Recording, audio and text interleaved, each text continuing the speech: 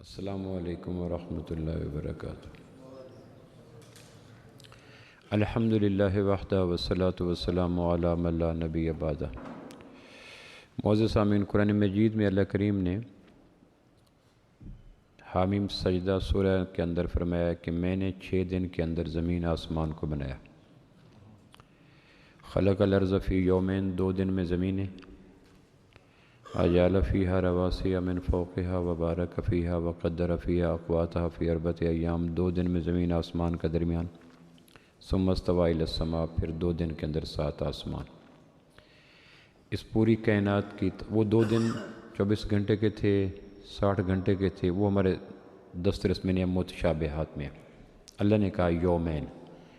اب یوم کو ہم اپنے اس یوم پہ تصور کریں جو ہمارے ہاں 24 گھنٹے کا یوم ہے، یا اللہ کے علم میں کوئی یوم تھا وہ جو لمحات کا تھا، صدیوں کا تھا، اس کے بارے میں کوئی تصریح نہیں ہے۔ لیکن یہ ہے کہ اللہ نے 6 دن کے اندر زمین آسمان کو بنایا۔ بنانے کے بعد پہلا سوال کیا، بڑا خوبصورت ہے، بہت خوبصورت سوال۔ اس سے توحید کی کرنیں پھوٹتی ہیں، توحید کے علم بلند ہوتے ہیں، توحید کے انمٹ نقوش قائم ہوتے ہیں۔ وہ کیا تھا؟ امن خلق السماوات والارض، کائنات کے انسانوں یہ بتاؤ کہ زمین آسمان کو کس نے پیدا کیا؟ زمین آسمان کے درمیان جو رنگ، نور، ذائقے، خوشبو، پھل پھول، یہ کس نے پیدا کیے؟ یہ پہلا سوال کیا۔ چونکہ خالق کے بغیر مخلوق، صانع کے بغیر مصنوع، موجد کے بغیر ایجاد، مصور کے بغیر تصویر، معمار کے بغیر تعمیر، یہ ایک یونیورسل ٹروتھ ہیں کہ ان کے بغیر نہیں بن سکتا۔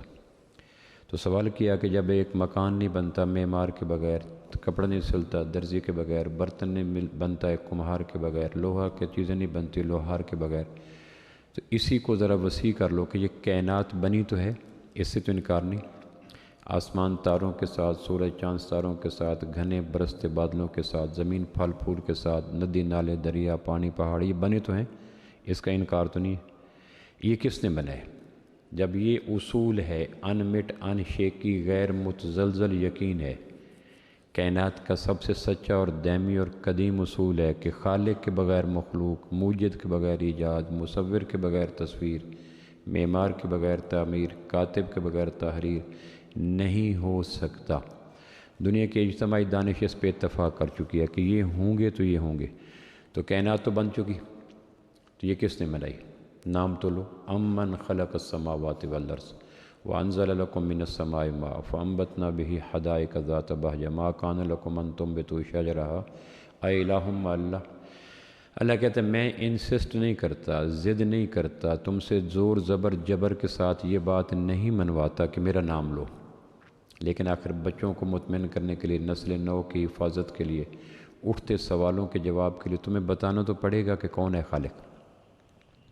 الہ مع اللہ، اللہ کے علاوہ کسی کا نام تو لو، اور جس کا نام لوگے اس کو اس کائنات کی تخلیق سے پہلے ہونا چاہیے، چونکہ خالق پہلے ہوتا ہے، مخلوق بعد میں ہوتی ہے، مصور پہلے ہوتا ہے، تصویر بعد میں ہوتی ہے، معمار پہلے ہوتا ہے، تعمیر بعد میں ہوتی ہے، سنار پہلے ہوتا ہے، زیورات بعد میں ہوتے ہیں، مصور پہلے ہوتا ہے، تصویر بعد میں ہوتی ہے۔ تو یہ تو ماننا پڑے گا عقلاً کہ جس نے بنایا اس کی عمر کائنات سے زیادہ ہے۔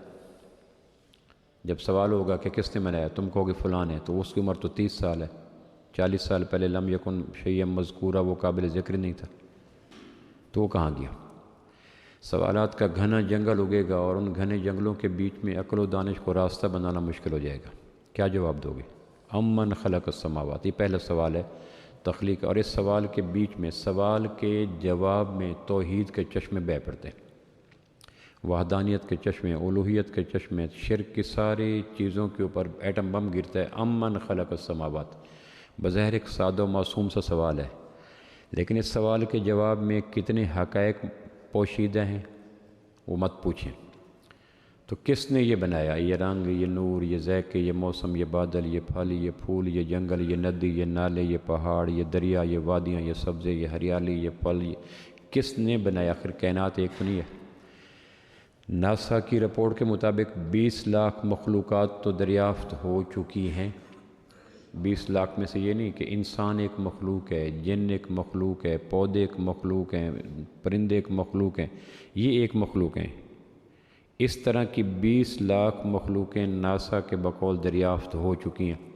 ابھی کتنے پردے غیب میں ہوئے ہیں، بار امانت سے تیرے سب عاجز، زمین بھی اپنے خزانے اگلتی جاتی ہے۔ تو آدمی کی فکر کا پنچھی جتنا پرواز کرے گا، قدرت کی محدود مخلوقات اس کے استقبال کے لیے پہلے تیار کھڑی ہوں گی۔ تو یہ نہیں ہو سکتا۔ تو کس نے بنایا؟ تو یہاں ایک خاموشی ہے، سکوت مرگ ہے، ایک تھکا ماندہ احساس ہے، ایک شکست خوردانہ رویہ ہے کہ کائنات میں کوئی ہاتھ نہیں کھڑا کرتا، نہ کوئی قوم، نہ کوئی تہذیب، نہ کوئی ملک، نہ کوئی دانشور، نہ کوئی سائنسدان، نہ کوئی عالم، نہ کوئی فلسفی کہ میں نے بنایا۔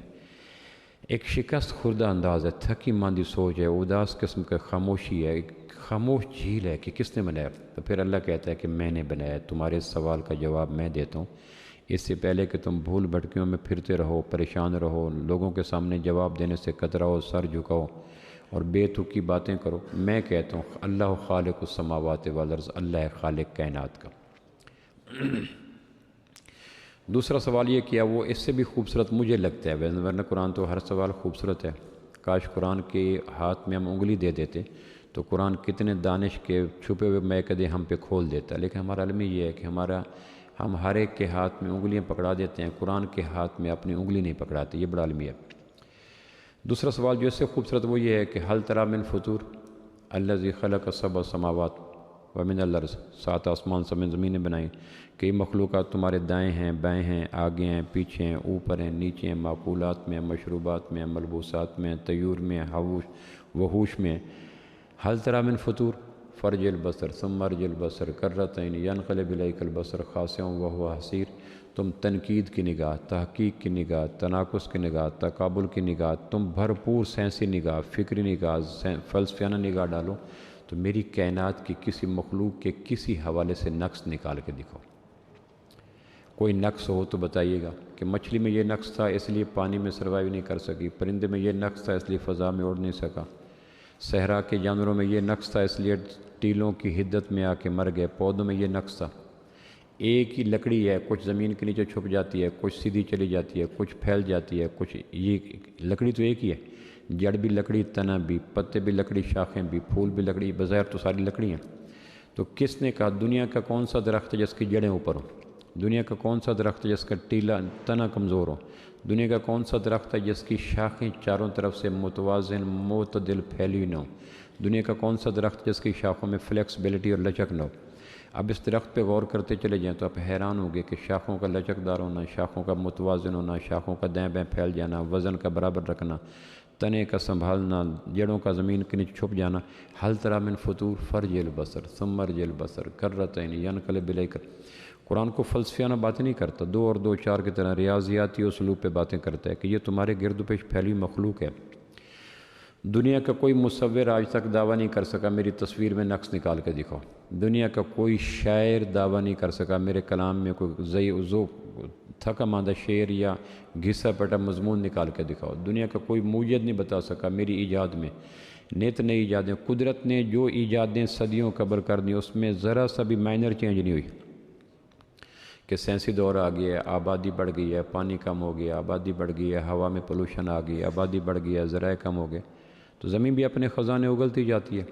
اللہ نے جس مخلوق کو صدیوں قبل ڈیزائن دیا ظاہر باطن کے اعتبار سے، بچے کب سے پیدا ہو رہے ہیں، پرندے کب سے آ رہے ہیں، درخت کب سے اگ رہے ہیں، ندی نالوں کا بہاؤ کب سے آ رہا ہے، تو اس میں کوئی تبدیلی آئی ہو، کوئی اس میں آئی ہو کہ جس طرح ہمارے یہاں موبائل میں تبدیلی، فریجوں میں تبدیلی، کاروں میں تبدیلی، جہازوں میں تبدیلی، پینٹ میں تبدیلی، ٹائلوں میں تبدیلی، پتھروں میں تبدیلی، یہ ہمارے یہاں تبدیلیاں چینج ہے، سکوت تغیر کو ہے زمانے میں، تو ہر چیز میں تبدیلی آ رہی ہے۔ لیکن اللہ کی مخلوقات کی کمپریہنسو ہونے کا دعویٰ سب سے بڑا دیکھیں کہ صدیوں قبل جو مخلوق ڈیزائن کی تھی، جب کائنات اتنی افسردہ نہیں تھی یا اتنی بھری ہوئی نہیں تھی، جس طرح اس وقت وہ فٹ تھی آج بھی فٹ ہے، ورنہ صدیوں کے بعد تو بدلتے موسموں کے بیچ میں چیزیں اپنی حیثیت کھو بیٹھتی۔ حل تری من فطور فرج البصر ثم ارج البصر کرتین ینقلب الیک البصر خاسئا وهو حسیر، ایک دفعہ 2 دفعہ پلٹ کے بار بار دیکھو تو یہ دوسرا سوال ہے تخلیق کائنات کے بعد، اس میں بھی توحید کی شمعیں نکلتی ہیں، توحید کی کرنیں نکلتی ہیں، توحید کی خوشبوئیں نکلتی ہیں، اور انگ انگ کے اندر چھپے ہوئے شرک کی جڑی بوٹیاں، شرک کی سونڈیاں ختم ہو جاتی ہیں جب آدمی سوچتا ہے کہ اللہ کی کائنات میں کوئی نقص نہیں ہے۔ پھر قرآن مجید میں اہل ایمان کا یہ جواب نقل کیا گیا کہ جب وہ بصیرت کی آنکھ سے، دل کی آنکھ سے، ایمان کی آنکھ سے کائنات کے اوپر نگاہ ڈالتے ہیں تو وہ کیا کہتے ہیں؟ ربنا ما خلقت ھذا باطلا، اللہ ہم دل کی نگاہ سے تیری کائنات پہ نگاہ ڈال کے اس بات کا ببانگ دوہل نعرہ بلند کرتے ہیں، تیری کائنات میں کوئی نقص نہیں ہے، پاک پوتر طیب طاہر، دھلی دھلائی، آگے پیچھے دائیں بائیں اوپر نیچے رنگ زے کے ہر اعتبار سے تیری کائنات کو آخری درجے کی تکمیل پایا۔ ربنا ما خلقت ھذا باطل، اللہ تیری کائنات میں کوئی نقص نہیں۔ یہ اہل ایمان کا بول ہے، کائنات کی گہرائیوں میں اتر کر دیکھنے والے۔ ایک ہے کائنات پہ بصارت سے دیکھنا، سائنسدان بھی دیکھتا ہے، ہندو سکھ یہودی عیسائی رافضی قادیانی بھی دیکھتا ہے، وہ نہیں ہے، وہ تو چھوٹی، وہ تو جانور بھی کائنات پہ نگاہ ڈالتا ہے، مکھی بھی کائنات پہ نگاہ ڈالتی ہے، سکھ ہندو یہودی بھی۔ ایک ہے بصیرت کی نگاہ، ایمان کی نگاہ، قرآن کی نگاہ، اسلام کی نگاہ، اس کو کہتے ہیں بصیرت کی آنکھ۔ یہ آنکھ خطا سے پاک ہوتی ہے، یہ آنکھ انتہائی گہرائیوں تک اتر جاتی ہے، یہ چیزوں کا پس منظر دیکھتی ہے، پیش منظر دیکھتی ہے، آگے دیکھتی ہے، پیچھے دیکھتی ہے۔ اس نگاہ میں بڑی پاکیزگی اور طہارت ہوتی ہے جو اہل ایمان کی آنکھ ہوتی ہے۔ تو قرآن نے یہ نہیں کہا کہ سائنسدان یہ کہتے ہیں، قرآن کہتا ہے اہل ایمان یہ کہتے ہیں جن کی نگاہ پاک ہوتی ہے، سوچیں پاک ہوتی ہیں، جذبے پاک ہوتے ہیں، خواہشیں پاک ہوتی ہیں، آنکھ کی جھیل میں کوئی ناقص قطرہ نہیں ہوتا، اجلی نکھری پاکیزہ طیب طاہر آنکھیں، وہ کہتے ہیں ربنا ما خلقت ھذا باطل، اللہ تیری کائنات میں کوئی نقص ہے ہی نہیں۔ اگلا یہ بتایا کہ یہ چیزیں بنی کس کے لیے؟ تو قرآن نے بڑے خوبصورت جواب دیا، خلق لکم ما فی الارض جمیعا، یہ سب کچھ تمہارے لیے ہے۔ جس طرح مہمان کے آنے سے پہلے دسترخوان سجا ہوتا ہے تو مہمان آ کے میزبان سے پوچھتا ہے یہ کس کے لیے؟ تو میزبان کمال تمکنت کے ساتھ، وقار کے ساتھ، آبرومندانہ لہجے کے ساتھ، خاندانی پنے کے ساتھ کہتا ہے یہ سب کچھ آپ کے لیے، جو بھی دسترخوان پہ یہ سب کچھ آپ کے لیے۔ وہ کہتا ہے اتنے پھل، اتنے ذائقے، اتنے کھانے میں کہ یہ سب آپ کے اعزاز میں ہے۔ آپ کسی کے یہاں مہمان جاتے ہیں اور دسترخوان بھرا پورا پڑا ہوتا ہے تو اس بات کا اعلان ہوتا ہے کہ میزبان کے نزدیک میری بڑی وقت ہے۔ دسترخوان کا بھر جانا، چیزوں کا چھلک جانا، انواع و اقسام کی چیزوں کا دسترخوان پہ بھر دینا، یہ ہمارے عرف عام میں اس بات کا ثبوت ہے کہ میزبان کے نزدیک مہمان کی بڑی وقت ہے، اس لیے اس نے کراکری اچھی، گراسری اچھی، چیزیں اچھی، کچن کے کوکنگ اچھی، ہر چیز بھر دی، ورنہ سطحی سے مہمان کو ایک دو چیزیں کھلا کے آدمی فارغ کر دیتا ہے۔ کائنات کے لگے ہوئے دسترخوان پہ پھیلی ہوئی چیزوں کو دیکھ کر آدمی کو اندازہ ہوتا ہے کہ میزبان کائنات کے نزدیک انسان کی وقت بہت زیادہ ہے۔ یہ ایک ثبوت ہے کہ اگر ایک آنکھ کے لیے ایک رنگ، ایک زبان کے لیے ایک ذائقہ، ایک کان کے لیے ایک بانسری، ایک دماغ کے لیے ایک تخیل، ایک پاؤں کے لیے 4 گز، نہیں، کتنے کچھ، ذوق جمالیات کا لحاظ، ذوق نفسیات کا لحاظ، طبی چیزوں کا لحاظ، اخلاقیات کا، ایک چیز کو دیکھا جائے تو کائنات آباد ہے۔ تو یہ کس کے لیے بنایا گیا؟ تو ربنا ما خلقت ھذا باطلا، تو اللہ کہتا ہے یہ پاک چیزیں جو کبھی کچھ طیب ہیں، کچھ طاہر ہیں، یہ سب کچھ میں نے تمہارے لیے بنایا، سخر لکم ما فی الارض جمیعا، اس لیے کائنات کی ہر مخلوق ذبح ہوتی ہے انسان کی خاطر۔ انسان کسی مخلوق کی تسکین کی خاطر ذبح کرنے کی اجازت نہیں ہے۔ پھل ٹوٹ جاتے ہیں ذبح ہو گئے، جانور چھری پھر جاتی ہے ذبح ہو گئے، پانی پی لیا جاتا ہے ذبح ہو گیا، چیزیں کاٹ لی جاتی ذبح۔ تو ہر مخلوق کا مر جانا یعنی کسی نہ کسی روپ میں، سبزی کو آپ نے توڑ لیا، پھول کو آپ نے توڑ لیا، انڈے کو آپ نے توڑ دیا، یہ ٹوٹ جانا گویا اس کا قربان ہونا ہے، کس کے لیے؟ میرے آپ لیے۔ دنیا میں کسی تہذیب میں یہ رواج نہیں رہا کہ انسانوں کو ذبح کر کے شیروں کے آگے، چیتوں کے آگے ڈال دو، چونکہ یہ فطرت کی خاموش اور پاکیزہ آواز ہے، سخر لکم ما فی الارض جمیعا، یہ پوری کائنات تمہارے لیے ہے، تم کائنات کے لیے نہیں ہو۔ اگلی بات کہ جب کائنات کی ہر مخلوق میں کوئی نہ کوئی حکمت ہے تو سوال یہ ہے کہ جس کے لیے کائنات بنائی گئی اس کی زندگی میں بھی تو حکمت ہونی چاہیے، اس کی تخلیق میں بھی تو عقل کہتے ہیں۔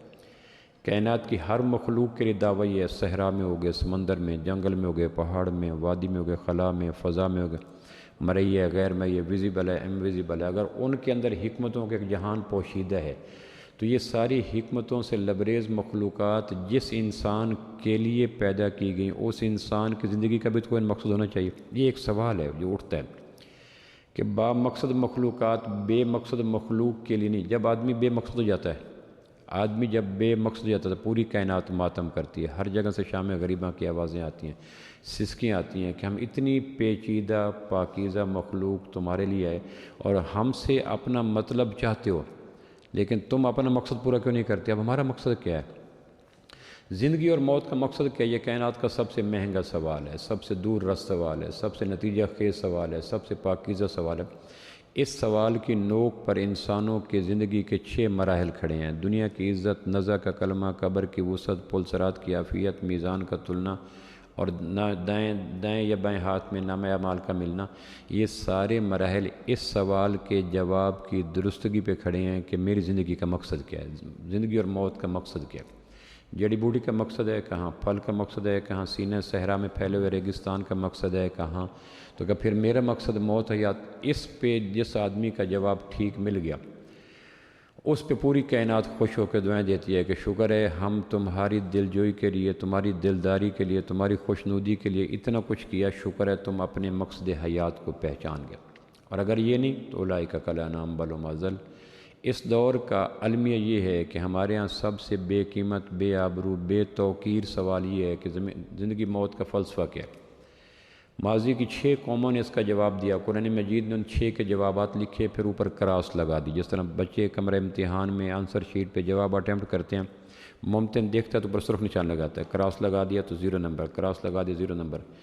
پروردگار نے، انسانوں کی تہذیبوں نے اس سوال کا جواب اپنے جسم پہ لکھا، قدرت نے اپنی خامی سے پاک نگاہ کے ذریعے ان پہ نگاہ ڈالی تو جواب کراس لیا کہ یہ غلط جواب ہے، یہ غلط جواب ہے، یہ غلط جواب ہے۔ پھر سوال یہ ہے کہ جواب صحیح کیا ہے؟ تو پہلے میں عرض کر دیتا ہوں کہ ماضی کی کن قوم، ہم بھی اس وقت نشے میں ہیں۔ کائنات میں جتنے نشے ہیں ان میں سب سے خوفناک نشہ زندگی کا نشہ ہے، باقی سارے نشے مائنر ہیں، باقی نشوں کی عمر اتنی طویل نہیں ہوتی، دیر تک انسان کے وجود پہ، حواس پہ چھائے نہیں رہتے۔ شراب پینے والے کو 2 جوتے مار دو، اللہ کا شکر ٹھیک ہو جاتا ہے۔ ہیروئن پینے والے کو تھوڑا سا پانی پھینک دو، ہوش میں آ جاتا ہے۔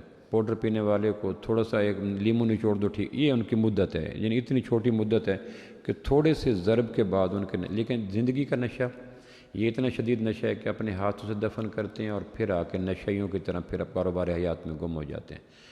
جس باپ کا موبائل پکڑا ہوا وہ باپ کہاں گیا، جس ماں کے کمرے میں رہتے ہو ماں کہاں گیا، جس بھائی کی گاڑی پہ بیٹھے ہو بھائی کہاں گیا۔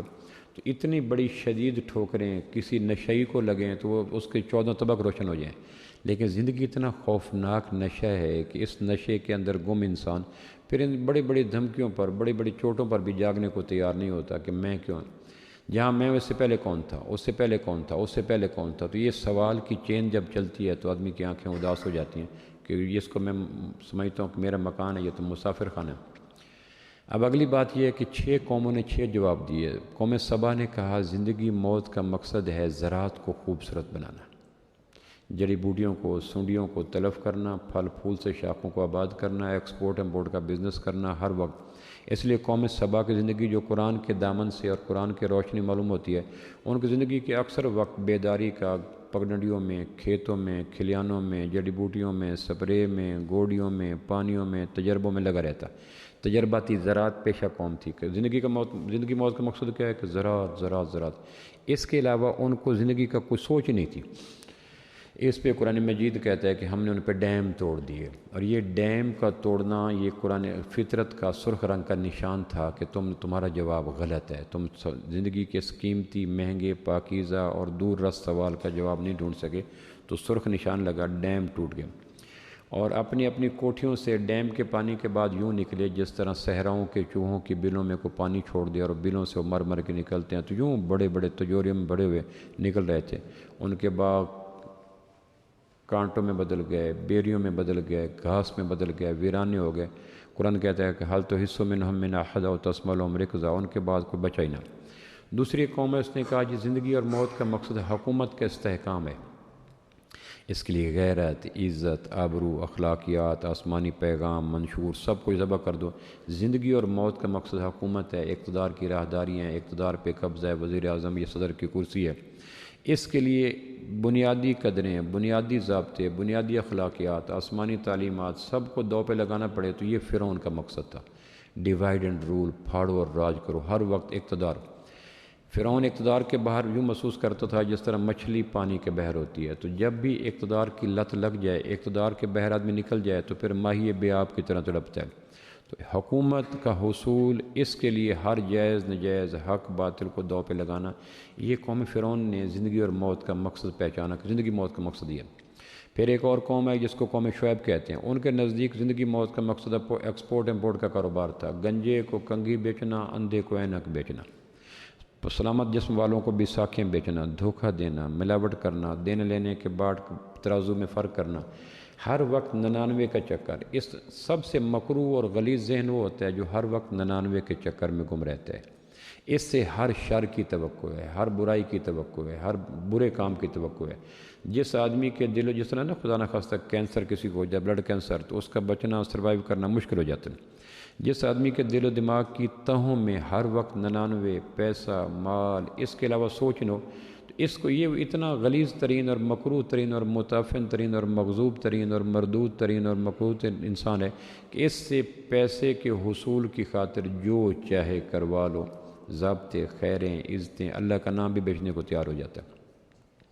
میں نے پچھلے جمعے ایک کو سنایا تھا آپ کو جھنگ کا کہ الطاف دھرتی ماں ورگی کے ماں بھی بیچ کے کھا گئے، ہے نا، الطاف دھرتی ماں ورگی کئی ماں بھی بیچ کے کھا گئے، جس تھاں تے ست آئی بابے دی او تھاں بھی بیچ کے کھا گئے، ایک رکھ آئی زینت ویڑے دی او دی چھاں بھی بیچ کے کھا گئے، رجے مڑ بھی نہیں پیو دادے دا بامے نام بھی بیچ کے کھا گئے۔ تو پھر یہ صورت آ جاتی ہے۔ عبد الدرہم عبد الدینار، پیسے کا بندہ، درہم کا بندہ، دینار کا بندہ، ڈالر کا بندہ، یورو کا بندہ، پیسے کا بندہ، یہ سب سے مانگا کریں اللہ سے توفیق کہ اللہ مجھے پیسے کا بندہ نہ بنا، مجھے اپنا بندہ بنا۔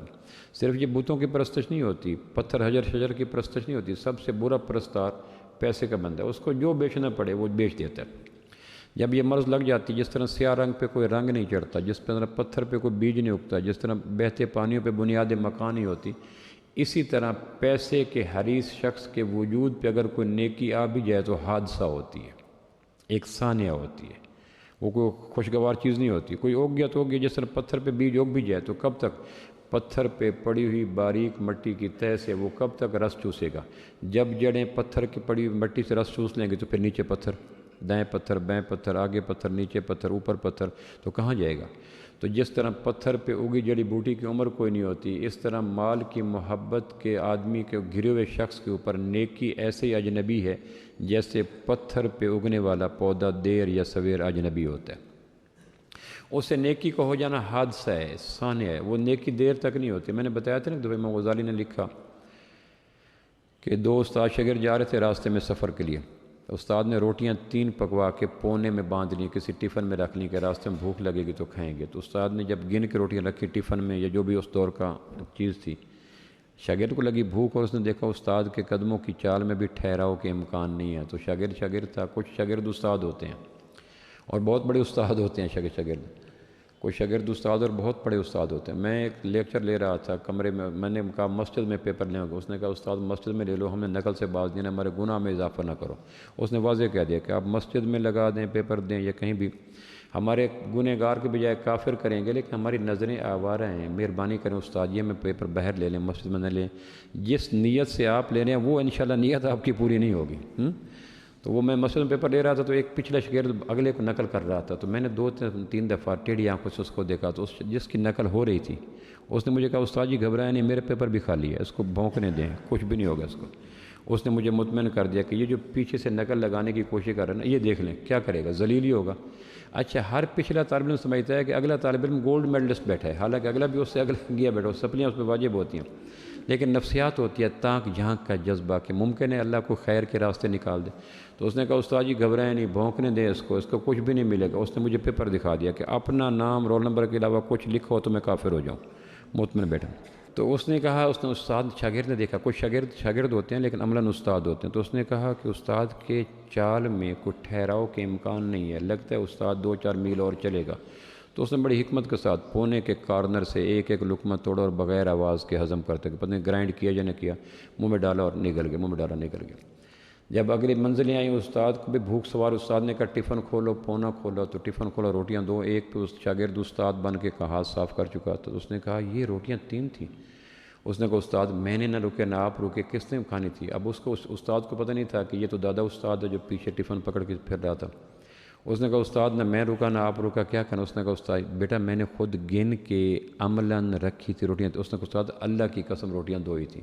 تو بیچ میں جب اللہ آ گیا تو استاد نے کہا ٹھیک ہے، اب ایک آدمی اللہ کی خاطر ایک روٹی تو نہیں بیچتا۔ روٹی کی خاطر اللہ تو نہیں بیچ سکتا. تو آگے روٹی ایک اس نے کھا لی، ایک اس نے کھا لی. آگے گیا تو سونے کے 3 اینٹیں پڑی تھی. استاد نے کہا ایک تیری، ایک میری، ایک جس نے روٹی کھائی تھی. اس نے کہا استاد بار بار جھوٹ بولتے ہو، اللہ کا خوف آتا ہے.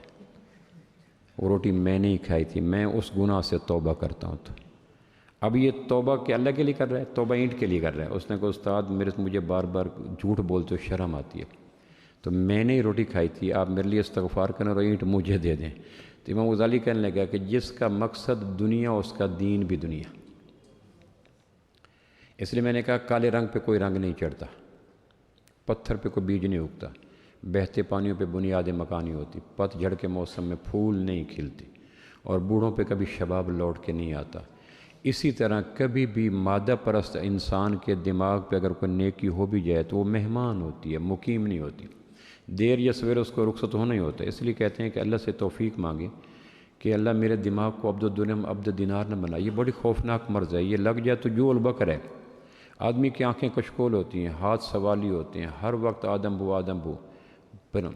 اب وہ اس کو روٹی ملی بچی قسم سے تو قسم سے بچا لی، اور اینٹ ملی توبہ سے تو توبہ کر لی. اس کے شب کو میں پی، صبح کو توبہ کر لی، رند کے رند رہے، ہاتھ سے جنت نہ گئی. تو روٹی ملی قسم سے تو بیچ میں اللہ کو ڈال دیا. اینٹ ملی سچ سے تو اس نے سچ بول لیا. تو اب اس کا سچ بھی گناہ ہے، اس کا جھوٹ بھی گناہ ہے. سچ اللہ کے خوف سے نہیں، اینٹ کے حصول کی خاطر ہے. اور قسم اللہ کے خوف سے نہیں، روٹی کے ہضم کرنے کی خاطر ہے. تو جس آدمی پہ پیسہ غالب ہو جائے، مال غالب ہو جائے، اس کا سچ بھی جھوٹ ہوتا ہے، اس کا جھوٹ بھی جھوٹ ہوتا ہے. تو قوم شعیب اس مرض کی مریض تھی، 99 کا چکر، ہر وقت دھوکہ. کبھی کبھی آدمی ڈز برداشت کر لے. ہر ایک کو ایک چابک سے ہانکنا یہ تو کاشتکار بھی نہیں کرتا. دیکھا کہ ایک آدمی کے پھٹے جوتے ہیں، الجھے ہوئے جسم ہے، ٹوٹے ہوئے ہڈیاں ہیں، پچکے ہوئے گال ہیں، پھٹا ہوا کپڑا ہے. اب اس کو بھی اسی ڈنڈے سے ہانکنا، یہ تو انسان نہیں ہے، جانور ہے. دیکھا تو کرو کہ ہر آدمی ایک ترازو میں تولے جانے کے قابل تو نہیں ہے. یہ جو آدمی آیا کھڑا ہے، اس کا وجود کا انگ غربت کا ایک دہکتا ہوا تندور ہے. اس کے انگ سے، لباس سے، کپڑے سے، ٹوپی سے، جوتے سے، جسم سے، ہاتھ سے، رویوں سے، خالی آنکھوں سے، پچکے گالوں سے، وہ جرجری والے ہاتھوں سے انگ سے ٹپکتا ہے کہ یہ غربت کے بیلنے میں پسا ہوا آدمی ہے. اس کو بھی اسی دو پہ رکھ دینا، یہ کوئی انسانیت تو نہیں ہے، یہ بدترین انسان ہے جو اس کو بھی اسی دو پہ. کہ کوئی بات نہیں، میرا بھائی ہے، اور قدرت نے اس کو غربت کے، لیکن ہم غریبوں کو بھی اسی دو پہ لگا دیتے ہیں. اب یہ کیوں کرتے ہیں؟ تو یہ تو جنگل کے درندے بھی کمزور جانوروں کو دیکھ کے چھوڑ دیتے ہیں کہ کوئی بات نہیں، اس کے جسم پہ گوشت ہی نہیں ہے، حالانکہ وہ بائی برتھ جانور ہوتے ہیں. لیکن یہ کم نصیب جس نے اپنے ابنائے جنس اپنی طرح انسان، حوا ماں، آدم باپ، محمد عربی نبی، بیت اللہ توجہات کا مرکز، قرآن لا ریب کتاب، اسلام دین ایک، اتنی چیزوں کے قدر مشترک کے بعد بھی اس کی غربت اس کے وجود کے دلوں کے اندر چھپے ہوئے سنگ خارہ کو نرم نہیں کر سکی. اب یہ ہے وہ کیوں؟ اس کا اگر سبب تلاش کی جائے تو اس کم نصیب کا کسی سانحہ کی وجہ سے دل دھڑکتا نہیں، پتھر ہو چکے. تو قوم شعیب نے یہ کہا کہ مال مال مال، ہر وقت 99 کا چکر، پیسے کا چکر، مال کا چکر، اس کے لیے جو کرنا پڑے. یہ ان کی زندگی اور موت کا مقصد تھا. پھر ایک اور قوم آئی اور اس نے آ کے کہا زندگی موت کا مقصد کیا ہے؟ تو اس نے کہا کہ زندگی موت کا مقصد چیزوں کی ایجادات ہے. ایک تو قوم سمود صنعت پرست قوم، ایجادات کی عادی، سائنسی ذہن، نت نئی چیزوں کو جوڑنا توڑنا موڑنا، پتھر سے، سونے سے، چاندی سے، ایلومینیم سے، دھاتوں سے، یہ چیز بناؤ یہ چیز بناؤ. موجد مزاج قوم، ایجاد پسند قوم، سائنسی ذوق رکھنے والی قوم، ہر وقت اسی چکر میں رہتی تھی، نیا ڈیزائن، نیا فیشن، نئی میچنگ، نئی چیزیں، نئی. اس میں انہوں نے کہا زندگی اور موت کا مقصد یہی ہے کہ چیزوں کو جوڑ توڑ موڑ. اس کو قوم سمود کہتے ہیں، صالح علیہ السلام کی قوم تھی. اور ایک اور قوم ہے، اس نے کہا جی چودھری بن کے رہو، نواب بن کے رہو، ہر وقت لوگوں کو اپنے سامنے جی حضوری کے لیے. قوم نوح، سردار مزاج قوم، نواب مزاج قوم، چودھری مزاج قوم، ڈیرے آباد رہیں، وہاں سلام آ کے کریں، 4 آدمی حکا گرم کریں، نیچے بیٹھیں، پاؤں دبائیں، 4 پہ سیدھی کریں. یہ نواب آف نولینڈ، بیکار قسم کے انسان. یہ 5-6 بڑی قومیں ہیں. قوم عاد ہے، قوم عاد ہر وقت جسم کو مینٹین رکھنا، اپڈیٹ رکھنا، باڈی بلڈنگ، لباس ایسا ہو، پف ایسے ہو، انگوٹھی ایسے ہو، کپڑا ایسا ہو، ویسٹ کوٹ ایسے، ٹوپی سے ایسا، جسم کی نگہداشت. کچھ لوگ ہوتے ہیں، میں نے ایک آدمی کو دیکھا میرے گھر کے باہر آ کے رکا، میں نے کہا آ جائیں کہ میں تھوڑی گاڑی صاف کر لوں. میں ہکا بکا کہ میرے گھر میں جو آیا ہے تو پہلے اس کو میرے پاس آنا چاہیے، پہلے نہیں جی میں آدھے گھنٹے بعد آتا ہوں. اس نے گاڑی کا آگے پیچھے دائیں بائیں صاف کر کے، میں حیران تھا کہ پتہ نہیں اس نے گاڑی کو رکھا ہوا یا گاڑی نے اس کو رکھا ہوا ہے. کچھ لوگ ہوتے ہیں جن کو کار نے رکھا ہوتا ہے، کچھ لوگ ہوتے ہیں انہوں نے کار کو رکھا ہوتا ہے. اس کو اتنا بھی احساس نہیں تھا کہ میں کسی کے یہاں مہمان آیا ہوں اور کار کے اوپر اگر مٹی آ بھی گئی تو کون سی قیامت۔ اس نے اطمینان سے اپنا آدھا گھنٹہ کار کے دائیں بائیں آگے، پھر میں نے آ کے کہا جی آپ نے کار رکھی ہوئی ہے، کار نے آپ کو رکھا ہوا ہے۔ کچھ لوگ ہوتے ہیں ان کو ہیضہ ہوتا ہے کہ ان کو چیزوں نے رکھا ہوتا ہے، پودوں نے ان کو رکھا ہوا ہے، کمروں نے ان کو رکھا ہوا ہے، گاڑی نے ان کو رکھا ہوا ہے، موبائل نے ان کو رکھا ہوا ہے، حالانکہ یہ چیزیں انسان نے رکھی ہیں۔ تو قومیں جو آج تھی، انہوں نے ہر وقت ان کی کل کائنات کا دین و دانش، فکر و وزڈم، ان کی توجہات کا غالب حصہ کہ میرا آنکھ کیسے ہو، کان، اپنے آپ کو اپڈیٹ کرنا، جس طرح آپ کو ہوتا ہے نا میڈیا کے اندر، بال ایسے ہوں، پف ایسے ہوں، مونچھ ایسی ہو، کپڑے ایسے ہوں، تو اپنے وجود کی عریش و زیبائش میں مست قوم، فکر و دانش کا زیادہ غالب یہ قوم عاد کا حصہ تھا۔ اچھا، ان قوموں کے اوپر سرخ نشان لگائے، فَكُلًّا أَخَذْنَا بِذَنبِهِ فَمِنْهُم مَّنْ أَرْسَلْنَا عَلَيْهِ حَاصِبًا وَمِنْهُم مَّنْ أَخَذَتْهُ الصَّيْحَةُ وَمِنْهُم مَّنْ خَسَفْنَا بِالْأَرْضِ۔ یہ سرخ نشان ہے، پتھر کے روپ میں، آندھیوں کے روپ میں، ڈی شیپ کے روپ میں، طوفانوں کے روپ میں، ہواؤں کے روپ میں، زلزلوں کے روپ میں۔ یہ قدرت کے خاموش سرخ نشان ہیں جو انسانوں کے اس سوال کے جواب میں ان کی بستیوں پہ لگا دی گئے۔ جس طرح آنسر شیٹ 1 فٹ کی ہوتی ہے تو ممتن چھوٹے قلم سے ٹک مار کرتا ہے۔ کائنات کی یہ تہذیبیں تھیں تو خالق کے کائنات، ممتن کائنات نے جو ان پہ کراس لگائے، وہ کراس کیا تھے؟ منہ زور پتھر شہاب ثاقب برسائے، ان کے اوپر منہ زور لہریں آئیں، ان کے اوپر سرکش ہوائیں آئیں، ان کے اوپر زمین کے زلزلے جاگے، ان کی شکلیں مسح کر دی گئیں۔ پھر کہا ثم جعلناکم خلائف فی الارض من بعدہم لننظر۔ یہ آیت مجھے بڑی اپیل کرتی ہے۔ بعض آیتیں مزاجن، ہر آیت کا اپنا حسن ہے، رنگ ہے، ذائقہ ہے۔ یہ آیت میرے لیے ایک جرجری پیدا کرتی ہے۔ ثم قرآن مجید کی سابقہ قوموں کی اس سوال کے جواب میں غلطی اور قدرت کا ان کے اوپر سرخ نشان لگانے کے بعد یہ جو آیت ہے نا، یہ اتنا ہلا دینے والی آیت ہے، اور یہ آسمان والے کو زیب دیتی ہے، ممتن کائنات کو۔ ثم جعلناکم خلائف فی الارض من بعدہم لننظر کیف تعملون۔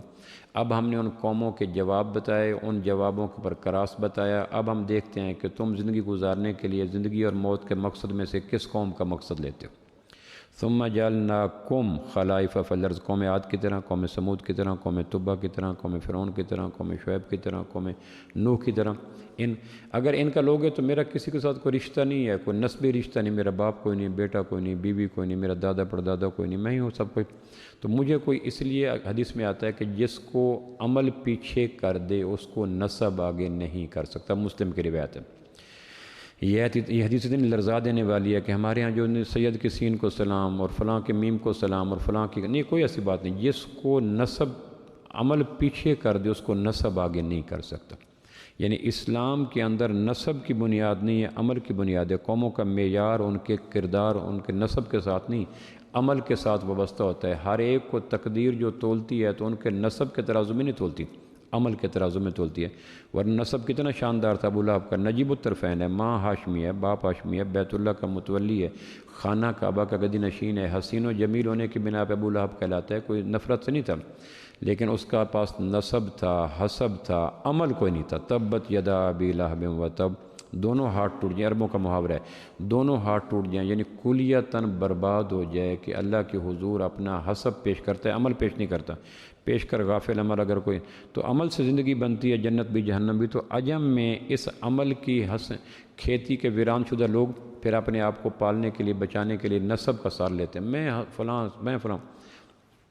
آسمان والے کے نزدیک نسب بنیاد نہیں رکھتی، کائنات کی میزان میں عمل تلتے ہیں، نسب نہیں تلتے۔ اس لیے بد عمل مسلمان سے عمل والے کافر کو دنیا میں ترقی ہوگی۔ ایک مسلمان ہے وہ بددیانت ہے، چور ہے، اپنے جسم کی آسائش تحقیق نہیں کرتا، تو اس پہ غالب ہوگا وہ کافر جو محنت کرتا ہے، کیونکہ اس کائنات میں عزت اور غلبے کی بنیاد مسلمانوں نے نکلا نہیں، تھوڑے کہا کہ تم مسلمان ہو، بد عمل ہو، چور ہو، چکے ہو، تمہیں پھر بھی عزت ملے گی، ایسے کوئی ثبوت نہیں ہے۔ آمنوا وعملوا الصالحات، یہ بنیادیں ہیں۔ تو پھر اللہ نے ہمیں کہا ثم جعلناکم خلائف فی الارض من بعدہم لننظر کیف تعملون۔ یہ قومیں، یہ ان کا جواب، یہ ہمارا انجام، یہ ہمارے اوپر سرخ نشان کا قلم زد کرنا۔ اب بولو تم کیا چاہتے ہو؟ اب اللہ نے مجھے اور آپ کو یہ بتلایا کہ زندگی اور موت کا مقصد کیا ہے۔ تو سورہ ملک کی دوسری آیت اگر آپ کو موقع ملے اور گھر جا کے پڑھنے کی، سورہ ملک کی دوسری آیت بڑی خوبصورت ہے۔ اللہ کے نبی نے فرمایا میری خواہش ہے، لودد تو میری خواہش ہے کہ میرے ہر امتی کو سورہ ملک زبانی یاد ہونی چاہیے۔ اگر آپ جیسے کہتے ہیں نا، باپ کہتا ہے میری خواہش ہے، بیوی کہتے ہیں میری خواہش ہے، آمنہ کے لال صلی اللہ علیہ وسلم ترمذی کی روایت ہے، وہ کہتے ہیں میری خواہش ہے کہ میرے ہر امتی کو سورہ ملک یاد ہو۔ سورہ ملک کے اندر دوسری آیت میں وہ خوبصورت جواب ہے، جس نے کائنات کے انسانوں کو آسمان سے زمین پہ پھینکا، عروج سے زوال پہ پھینکا، قصہ پارینہ بنا دیا، بھولی بسری داستان بنا دیا۔ اور وہ آیت اتنی شاندار ہے، الذی خلق الموت والحیات لیبلوکم ایکم احسن عملا۔ لو بھئی ہم تمہیں بتاتے ہیں، اللہ نے یہ کرم کیا کہ ہماری فکر و دانش پہ، ہمارے تجربے و مشاہدے پہ، ہمارے ذوق اور مطالعہ پر اس سوال کا جواب نہیں چھوڑا کہ ہم تمہیں بتاتے ہیں زندگی اور موت کا مقصد کیا ہے۔ اگر جڑی بوٹی کا مقصد ہے، اگر پانی کا مقصد ہے، اگر آسمان کے تاروں کا مقصد ہے، اگر پہاڑوں کے پتھروں کا مقصد ہے، اگر وادیوں کی گہرائیوں کا مقصد ہے، اور برف پوش چوٹیوں کا مقصد ہے، ندی نالوں کا مقصد ہے، تو تمہارا بھی مقصد ہے۔ تمہارا مقصد کیا ہے؟ الذی، سورہ ملک کی دوسری آیت، الذی کیا آیت ہے جی؟ الذی خلق الموت والحیات لیبلوکم دو لفظ آئے، لیبلوکم ایکم احسن، یہ ہے جس جواب، دو لفظوں پر جو احسن عملا، کہ ہم نے تمہیں زندگی اور موت کا چکر اور نظام میں تمہیں اس لیے تمہیں ولادت اور فوت، زندگی کے ماہ و سال اس لیے دیے، لیبلوکم تاکہ دیکھیں ایکم احسن عملا، کون احسن عمل۔ احسن سپرلیٹو ڈگری ہے، احسن اس میں تفضیل کا صیغہ، اردو جیسی مجبور زبان میں اس کا ترجمہ اگر کیا جا سکتا ہے جو کہ ممکن نہیں ہے، تو کون تم میں سے حسین ترین عمل کرتا ہے۔ اب حسین ترین عمل کیا ہے؟ تو انسان، بیٹھ جائے بچہ، حسین ترین عمل کیا ہے؟ تو انسان جس کام میں کر رہا ہوتا ہے اسی کو حسین سمجھتا ہے، یہ انسان کی نفسیات ہے۔ ہر بچہ ماں کو یوسف لگتا ہے، یہ ماں کی نفسیات کا حصہ ہے۔ جو کہ افکار اور اعمال آدمی کے ذہن کی اولاد ہوتے ہیں، جس طرح ماں کے پیٹ سے بچہ جنم لیتا ہے، وہ جیسا بھی اس کو یوسف ہی لگتا ہے، اس کی ماں کے پیٹ کے ولادت کا تقاضا یہ ہے۔ اور قدرت کے غیبی نظام کی پرورش کا حسین عمل ہے کہ اگر ماں کو ہر بچہ یوسف نہ لگے تو کئی بچے ناقص الاعضاء ہو کر زندگی کے میدان میں قدم رکھتے ہیں۔ قدرت نے بچوں کی پرورش کے لیے ماں کی مامتا کو مہمیز دینے کے لیے کہا ہر بچہ ماں کو یوسف لگتا ہے۔ یہ جو افکار ہوتے ہیں، اعمال ہوتے ہیں، یہ انسان کے ذہن کی اولاد ہوتے ہیں۔ تو ذہن کی اولاد بھی اس طرح اچھا لگتی ہے، اس طرح پیٹ کی اولاد اچھی لگتی ہے۔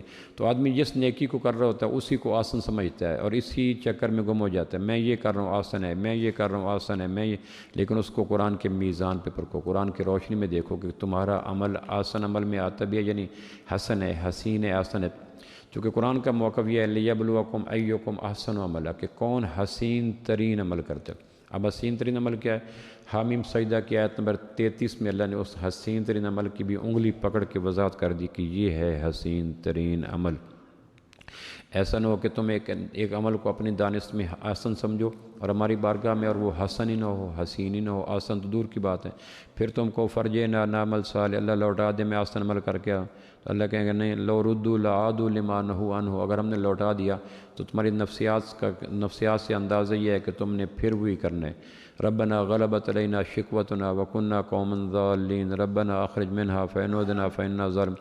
میں کبھی اس آیت کو پڑھتا ہوں تو میں کہتا ہوں یہ درد سے ڈوبی جو آواز ہے، ربنا غلبت علینا شقوتنا، اللہ ہمارے اوپر بدبختی غالب آ گئی، اور ربنا غلبت علینا شقوتنا وکنا قوما ضالین ربنا اخرجنا منها فإن عدنا فإنا، اس آواز کے بعد ایک دل چاہتا ہے کہ اللہ تو لوٹا دے، وہ جو دکھ کی وجہ سے کہہ رہے ہیں کہ اللہ اگر لوٹا دیا میں یہ کروں، اللہ کہتا ہے لو ردو، اگر میں نے لوٹا دیا اللہ عادوا لما نہوا عنہ، انہوں نے پھر وہی کرنا ہے جس کو میں نے کر کے۔ ایک آدمی 7 دفعہ چوری کے جرم میں پکڑ کے تھانے میں آتا ہے اور 8ویں دفعہ کہتا ہے سچو کو مہربانی کرو چھوڑ دو، وہ کہتا ہے 7 دفعہ تمہارا آنا اس کا مقصد ہے کہ تمہارے رگ رگ میں تمہیں عمر نو بھی ملی، تو تم نے بقیہ ماہ و سال بھی اسی پریکٹس میں گزار دینے۔ تو اللہ جو نفسیات کا خالق، وہ کہتا ہے لو ردو لعادوا لما نہوا عنہ، اگر میں نے ان کو لوٹا دیا اور حیات نو دے دی اور زمین آسمان کے درمیان بھیج دیا، تو جو ان کا لائف سٹائل تھا انہوں نے بدلنا کوئی نہیں، چونکہ یہ پروہیبٹڈ ہو چکے ہیں، کرونک پیشنٹ ہو چکے ہیں، ان کے رگ رگ میں ہو چکی۔ تو ایسا نہ ہو کہ ہم ایک چیز کو آسن سمجھے اور وہ آسن کے میزان پہ پوری نہ اترے۔ تو اللہ نے سورہ حامیم سجدہ کی آیت نمبر 33 میں بتایا آسن عمل کیا ہے، وہ کر کے آؤ۔ الذی خلق الموت والحیات لیبلوکم ایکم، اگر 2 لفظ آتے ہیں احسن عملا، موت و حیات کا، رنگ و بو کے جہان کا، کائنات کے نظام کا، انسانوں سے ماہ و سال کا مقصد یہ ہے کہ انسان آسن عمل کریں۔ تو آسن عمل کیا ہے؟ تو اللہ نے آسن عمل، حسن عمل کرنے والوں کی ثواب دیدی اختیارات پہ نہیں چھوڑا، خود اس کا جواب دیا۔ وہ جواب کیا؟ سورہ حامیم سجدہ آیت نمبر 33، ومن احسن قولا ممن دعا الی اللہ، کہ آسن عمل تو یہ ہے کہ لوگوں کو اللہ کا تعارف کرو، لوگوں کو بتاؤ اللہ کون ہے۔ تو اللہ کا تعارف کیسے کریں؟ تو سیاست کے دنوں میں یہ بات قدر زیادہ سمجھ آ سکتی ہے۔ ہمارے ہاں جب سیاست کے میدان ہوتا ہے اور وطن کی ترقی کا دعویٰ کر کے لنگوڑ کس کے پھر دوبارہ اپنے لنگوڑ بدل کے میدان عمل میں اترتے ہیں اور آ کے کہتے ہیں ہم قوم کے لیے یہ کریں گے، تو پھر دانا لوگ جو سپورٹروں کے روپ میں آ کے پھر لوگوں کو ان کی طرف بلاتے ہیں۔ یہ جو سیاست کے دنوں میں سیاسی لوگوں کی طرف بلانے والے لوگوں کا ذوق ہوتا ہے، اس سے آپ پرکھیں کہ وہ لوگوں کو کہہ رہے ہیں کہ اگر تم نے میرے کینڈیڈیٹ کو ووٹ دیے، اگر تم نے میرے امیدوار کو ووٹ دیے، اگر تم نے میرے نامزد کردہ آدمی کی صندوق بھر دی تو تمہیں یہ فائدہ ہوگا۔ تو وہ کس طرح بلاتے ہیں، اگر آپ ان کی باتوں پہ غور کریں تو اس سے آپ کو ومن احسن قولا ممن دعا الی اللہ کا ہلکا سا دھندلا سا نقشہ سمجھ آ سکتا ہے۔ وہ کہتے ہیں کہ اگر تم جانتے ہو میرا امیدوار کون ہے، تو پھر امیدوار کی طاقت کو بیان کرتے ہیں کہ میرا امیدوار ایم اے ہے، پی ایچ ڈی ہے، صاحبزادہ ہے، فلاں ہیں، تو اس کے فضائل بیان کرتے ہیں، جس سے لوگوں کے دلوں کی زمین نرم ہوتی ہے۔ پھر ان کے احسانات گنواتے ہیں، میرے امیدوار نے تمہاری کچی سڑکوں کو سولنگ بنایا، راکھ والی جگہ کو گیس بچھائی، اور بیمار اور کراہتے لوگوں کے لیے تمہارے علاقے میں اسپتال، پھر اس کے احسانات گناتے ہیں، اس سے مزید دل نرم ہوتے ہیں۔ پھر کہتے ہیں کہ تم جانتے ہو میرے امیدوار کی طاقت کیا ہے، عدلیہ میں، مقننہ میں، انتظامیہ میں اور اسٹیبلشمنٹ میں اس کے تعلقات ہیں، سرحد پنجاب بلوچستان میں اس کے تعلقات ہیں، بڑے اس کی قدرت بتاتے ہیں۔ اور پھر بتاتے ہیں کہ اگر تم نے میرے امیدوار کو ووٹ دیا تو پھر تمہیں کیا فائدہ ہوگا، تمہاری بستیوں میں یہ برکتیں آئیں گی، رحمتیں آئیں گی، خیریں آئیں گی، بلائیاں آئیں گی، اور سکول کالج بن جائیں گے، کالج یونیورسٹی بن جائیں گی، اور صوبے جو ضلع ہیں وہ ڈویژن بن جائیں گے، اور تمہارے یعنی ووٹ دینے کے فوائد کیا ہوں گے۔ تو پھر اس کا ایک ہلکا سا نقشہ بڑے گلگیر انداز میں قوم کے درد میں ڈوب کر یہ سپورٹر پھر ووٹروں کو بتا رہے ہوتے ہیں کہ اگر تم نے میرے ووٹر کو نہال کر دیا، کینڈیڈیٹ کو یہ فائدہ ہوں گے۔ پھر ساتھ دبے لفظوں میں کہتے ہیں اگر تم نے ووٹ نہ دیے تو، اس کا یہ آخری دھن ہوتی ہے، یہاں آ کے ان کی گفتگو کا سارا جو ردم ہوتا ہے اگر تم نے ووٹ نہ دیے تو اندھیرے مقدر ہوں گے، پریشانیاں مقدر ہوں گی، گمراہیاں مقدر ہوں گی۔ اگر کبھی آپ الیکشن کے دنوں میں سپورٹر کی تقریر ووٹر کے لیے، ووٹروں کے کینڈیڈیٹ کے لیے ووٹروں کے سامنے کی جانے والی چیزوں کو بیان کریں، اس سے آپ کو پتہ چل جائے گا ومن احسن قولا ممن دعا الی اللہ، کہ تم بھی بندوں کے سامنے اللہ کی قدرت بیان کرو، کہ اگر اللہ کو تم ووٹ دو گے اطاعت کے روپ میں، عمل کے روپ میں، اللہ کون ہے، اللہ کی قدرت بیان کرو۔ پھر وہ اللہ جس نے تمہیں یہ دیا، اللہ کی نعمتیں بیان کرو جو ہیں، جو تھیں، جو ملیں گی، اور جس موسلا دھار بارش نعمتوں کے بیچ میں ہر وقت ہم بھیگ رہے ہیں، اور اگر اللہ کو ووٹ نہ دیا تو پھر کیا ہوگا وہ بتاؤ۔ تو یہ ہے ہمارا احسن کام کہ لوگوں اللہ کی قدرت، طاقت، ہیبت، سطوت، اختیارات بیان کرو، لوگوں نعمتیں بیان کرو جس کے اندر بھیگ رہے ہو، ڈوب رہے ہو، اور لوگوں اللہ کے ساتھ نعمت ووٹ دینے والے عمل کے روپ میں آنکھوں میں حیا، زبان میں سچ، کان میں پاکیزہ آوازیں، دل میں خوف خدا، دماغ میں شوق آخرت، رزق حلال کا احترام، وجود کا پاکیزہ استعمال، اگر تم یہ کرو گے تو اللہ تمہیں برکتیں دے گا، صحت دے گا، عزت دے گا، عروج دے گا، وقار دے گا، اطمینان دے گا، غلبہ دے گا، پاکیزہ حیات طیبہ دے گا۔ اور اگر تم نے اس طرح نہ کیا تو ذکرہم بایام اللہ، پھر قوم عاد کو دیکھو، قوم سمود کو دیکھو، قوم تبع کو دیکھو، قوم فرعون کو دیکھو، قوم نوح کو دیکھو، قوم عاد کو دیکھو، تم کو پہلے نہیں ہو، تم کو آخری نہیں ہو۔ اور التی لم یخلق مثلها فی البلاد الم یروا کما اہلکنا من قبلہم من قرن مکناہم فی الارض ما لم نمکن لکم وارسلنا السماء علیہم مدرارا وجعلنا الانہار تجری من تحتہم فاہلکناہم بذنوبہم۔ دیکھو انہوں نے ٹکر لی تھی تو ان کا انجام کیا ہوا، اور تم اپنی جسامت میں، عقل میں، اسٹرینتھ میں ان سے زیادہ نہیں ہو، اور تم اس کائنات میں حیات جاودان لے کے نہیں ہے۔ اور تمہاری مثال آخری بات وَلَقَدْ ذَرَأَكُمْ فِي الْأَرْضِ، تم ذرا قرآن میں لکھا، ذرا کہتے ہیں بیج کو بکھیرنا، بیج کو جب کاشتکار بکھیرتا ہے تو پھر بیج اگنے کے بعد کٹ کے واپس آیا کرتا ہے۔ تم بھی بیج کی طرح کالے، گورے، عرب، عجم، پاکستانی، ہند، یہ بیج ہیں جو اللہ نے 8 ارب بکھیرے ہیں، اور جب کاشتکار فصل کاٹنے پہ آتا ہے تو کٹنی پڑتی ہے۔ یہ ہے احسن کام، اس کو کریں گے تو اللہ پاک نے حال کریں گے اور مقصد حیات کو پورا لے کے اللہ کے پاس حاضر ہو جائیں گے۔